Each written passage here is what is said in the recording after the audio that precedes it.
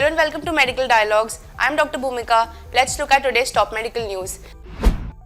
Link between social expectation of masculinity and treatment of CVD risks.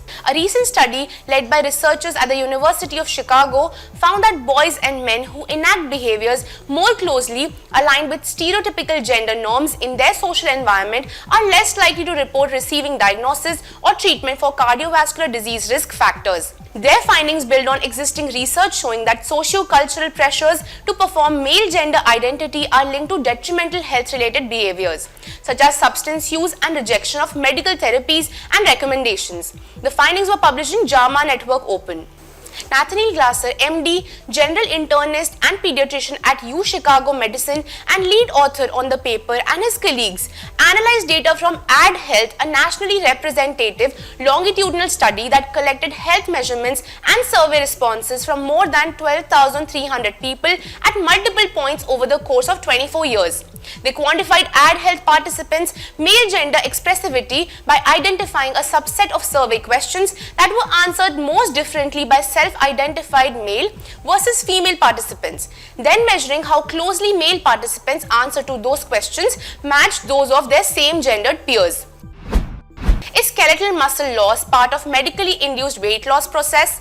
Lancet study finds. A recent commentary published in the Lancet journal highlights the critical importance of skeletal muscle mass in the context of medically induced weight loss, particularly with the widespread use of GLP-1 receptor agonists.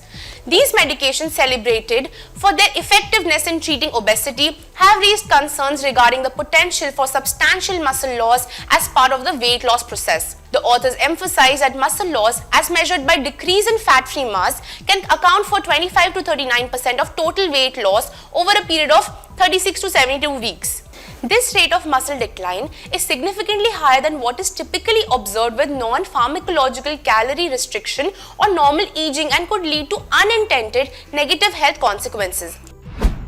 Meta-analysis shows association between fine particulate matter and asthma. Asthma is currently an incurable disease that severely impairs quality of life, with recurring symptoms such as wheezing, coughing, and shortness of breath. Evidence suggests that long-term exposure to air pollution of fine particulate matter, that is PM 2.5, is an important risk factor for developing asthma. However, the findings have been inconsistent.